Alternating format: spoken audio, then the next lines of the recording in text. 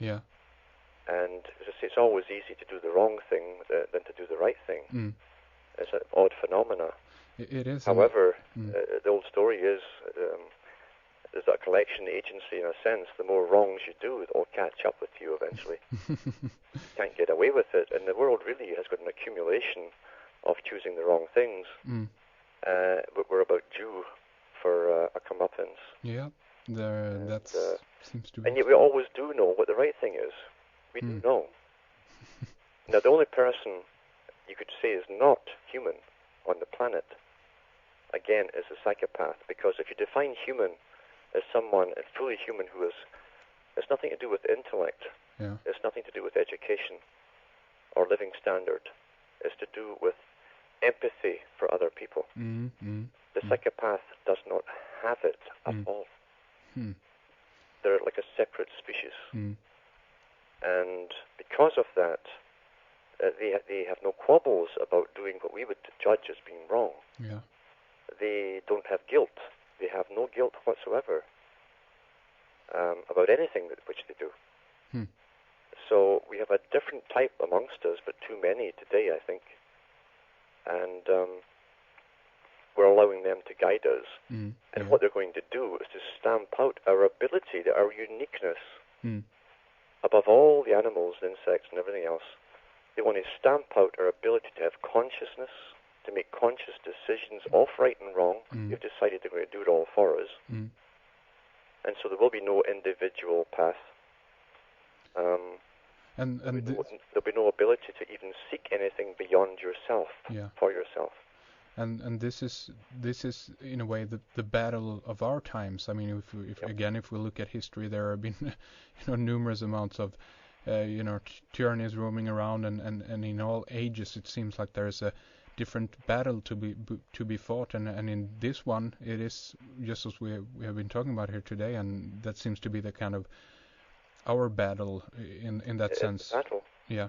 See, you don't find this and I always used to wonder why an elite, and all sciences too are taught this. They teach the students of zoology and ethnology and so on. They teach them this, and they call them primitive peoples. Anyone who is, and again they call it stagnant or arrested civilizations. People who are quite happy with the tools they have, the lifestyle that they have. They're not interested in going any further. Yeah. But we call them primitive or arrested civilizations. And the elite really hate them. They really hate them. Because those people are, it's almost like showing them an alternative system. Yeah, exactly. To their own. A more natural one, And they have no problems with psychopaths because they don't have any armies, standing armies or military or police. If a deviant were to come along or pop up, they would dispose of that deviant. Because the psychopath, if he's allowed to carry on, will seek power. Every psychiatric book on the planet admits the psychopath does more damage to those around them than to themselves. Because they feel no guilt, sorrow, or pain or anything else. But they crave power and power over others. And our system, which is called money, reward, punishment, etc., accumulation, is built from its inception in money and a commercial psychopathic system where the rich live, the poor die, the old story. That's not a humane system, it's actually a psychopathic system. The reason being that pathocracies always end up giving you a culture which is based on their belief system.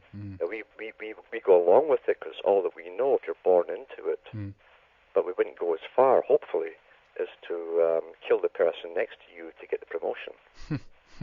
That might come about, though, a battle of the employment, Oh my God. God. It's probably happened a lot more than we know. Sheesh, yeah, exactly. Yeah. That's the system. That's the system. We are in the deviant system, run by the deviants. And we have to, wake. Very smug, Yeah, and we have to wake up from our, naive attitude that they're, because often it goes back to, I think, with the fact that people don't recognize that there actually is people out there who don't have their best of interest at heart, that even the ruling forces, might actually be out there to not help you, but to actually harm you. And again, it's more about our naive attitude towards that, I think. Yes, and if you go into the study of the psychopath, it's all self-explanatory.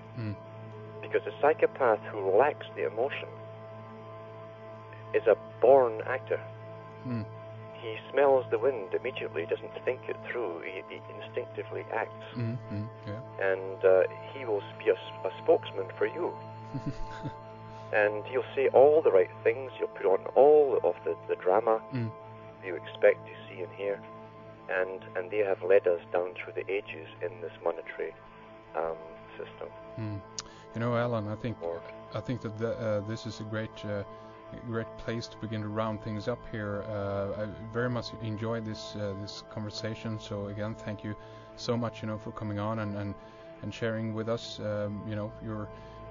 your insights and theories and opinions about this. And I think that, as I say, I think that this is a battle that is going on in that sense, and we are in it, as it were, right now. And you are doing the work you do over at cuttingthroughthematrix.com, of course.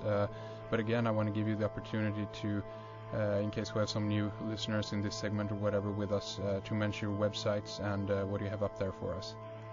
Yeah, they can check into cuttingthroughthematrix.com and Alan Watt Sentinel.eu and take as many free downloads as they want of my talks, and try and support me by buying some of my books if possible. And we'll keep going as long as we can, or as long as it's possible. As long as it's possible, exactly. Thank you so much, Alan, again for coming on. Looking forward to next month talking with you again. Until then, of course, take good care, and we'll talk more then. Okie doke. Thank you so much for coming on. Bye. Hope you've enjoyed this subscriber interview. Thank you so much for tuning in and being a part of Red Ice Creations. Until next time, take good care.